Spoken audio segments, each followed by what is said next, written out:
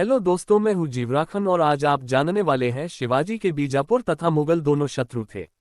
उस समय शहजादा औरंगजेब दक्कन का सूबेदार था।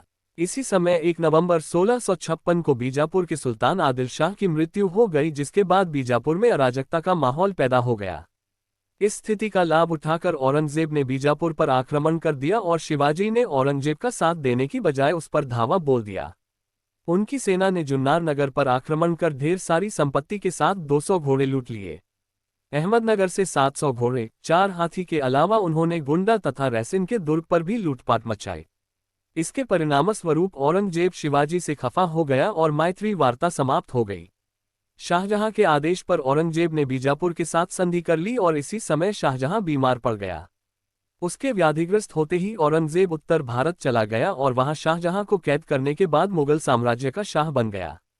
दक्षिण भारत में औरंगजेब की अनुपस्थिति और बीजापुर की डावाडोल राजनीतिक स्थिति को जानकर शिवाजी ने समरजी को जंजीरा पर आक्रमण करने को कहा, परंतु जंजीरा के सिदियों के साथ उनकी लड़ाई कई दिनों तक चली।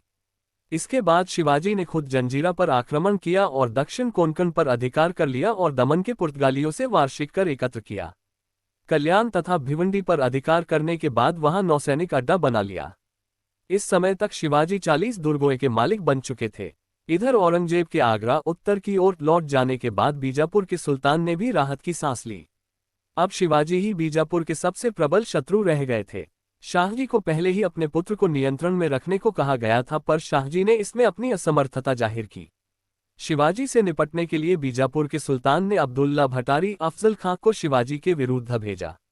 अफजल ने 1,20,000 सैनिकों के साथ 1659 में कूच किया। तुलजापुर के मंदिरों को नष्ट करता हुआ वह सतारा के 30 किलोमीटर उत्तरवाई शिरवल के नजदीक तक आ गया, पर शिवाजी प्रतापगढ़ के दुर्ग पर ही रहे। अफजल खां ने अपने दूत कृष्णजी भास्कर को संधि वार्ता के लिए भेजा। उसने उसके मार्फत ये संदेश भिजवाया कि अगर शिवाजी बीजापुर की अधीनता स्वीकार कर ले तो सुल्तान उसे उन सभी क्षेत्रों का अधिकार दे देंगे जो शिवाजी के नियंत्रण में हैं। साथ ही शिवाजी को बीजापुर के दरबार में एक सम्मानित पद प्राप्त होगा। हालांकि शिवाजी के मंत्री और सलाहकार इस संधि के पक्ष में थे, पर शिवाजी को ये वार्ता रास नहीं आई। उन्होंने कृष्णजी भास्कर को उचित सम्मान देकर अपने दरबार में रख लिया और अपने दूत गोपीनाथ को वस्तुस्थिति का जायजा लेने अफजल खां के पास भेजा। गोपीनाथ और कृष्णजी भास्कर से शिवाजी को ऐसा लगा कि संधि का षड्यंत्र रचकर अफजल खां शिवाजी को बंदी बनाना चाहता है।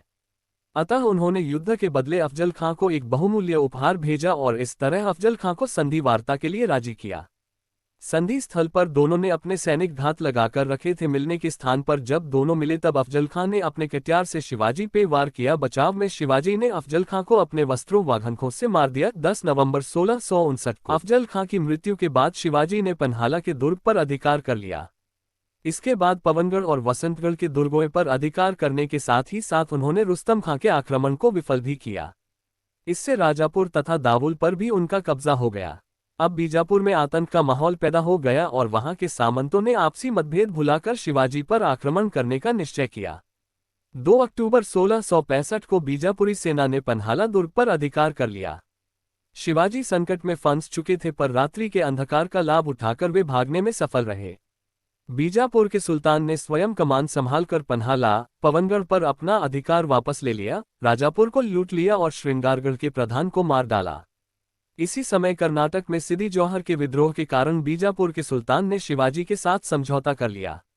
इस संधि में शिवाजी के पिता शाहजी ने मध्यस्थता का काम किया। सन 1662 में हुई इस संधि के अनुसार शिवाजी को बीजापुर के सुल्तान द्वारा स्वतंत्र शासक की मान्यता मिली। इसी संधि के अनुसार उत्तर में कल्याण से लेकर दक्षिण में पोंडा तक 250 किलोमीटर का और पूर्व में इंदापुर से लेकर पश्चिम में दावुल तक 150 किलोमीटर का भूभाग शिवाजी के नियंत्रण में आ गया। शिवाजी की सेना में इस समय तक 30,000 पैदल और 1,000 घुड़सवार हो गए। उत्तर भारत में बादशाह बनने की होड़ खत्म होने के बाद औरंगजेब का ध्यान दक्षिण की तरफ गया। वो शिवाजी की बढ़ती प्रभुता से परिचित था और उसने शिवाजी पर नियंत्रण रखने के उद्देश्य से अपने मामा शाइस्ता खां को दक्षिण का सूबेदार नियुक्त किया। शाइस्ता खां अपने 1,50,000 फौज लेकर सूपन और चाकन के दुर्ग पर अधिकार कर पुनः पहुंच गया। उसने 3 साल तक मावल में लुटमार की। एक रात शिवाजी ने अपने 350 मवलों के साथ उन पर हमला कर दिया। शाइस्ता तो खिड़की के रास्ते बच निकलने में कामयाब रहा, पर उसे इसी क्रम में अपनी 4 अंगुलियों से हाथ धोना पड़ा। शाइस्ता खां के पुत्र अबुल फतह तथा 40 रक्षकों और अनगिनत सैनिकों का कत्ल कर दिया गया। यहाँ पर मराठों ने अंधेरे में स्त्री पुरुष के बीच भेद न कर पाने के कारण खान के जनान खाने की बहुत सी औरतों को मार डाला था। इस घटना के बाद औरंगजेब ने शाइस्ता को दक्कन के बदले बंगाल का सूबेदार बना दिया और शाहजादा मुअज्जम शाइस्ता की जगह लेने भेजा गया। सूरत में लूट। इस जीत से शिवाजी की प्रतिष्ठा में वृद्धि हुई। 6 साल शाइस्ता खान ने अपनी 1,50,000 फौज लेकर राजा शिवाजी का पूरा मुल्क जलाकर तबाह कर दिया था। इसलिए उसका हर्जाना वसूल करने के लिए शिवाजी ने मुगल क्षेत्रों में लूटपाट मचाना आरंभ किया। सूरत उस समय पश्चिमी व्यापारियों का गढ़ था और हिंदुस्तानी मुसलमानों के लिए हज पर जाने का द्वार। यह एक समृद्ध नगर था और इसका बंदरगाह बहुत महत्वपूर्ण था। शिवाजी ने 4,000 की सेना के साथ 1664 में 6 दिनों तक सूरत के धनाढ्य व्यापारियों को लूटा। आम आदमी को उन्होंने नहीं लूटा और फिर लौट गए। इस घटना का जिक्र डच तथा अंग्रेजों ने अपने लेखों में किया है। उस समय तक यूरोपीय व्यापारियों ने भारत तथा अन्य एशियाई देशों में बस गए थे। नादिर शाह के भारत पर आक्रमण करने तक 1739 किसी भी यूरोपीय शक्ति ने भारतीय मुगल साम्राज्य पर आक्रमण करने की नहीं सोची थी।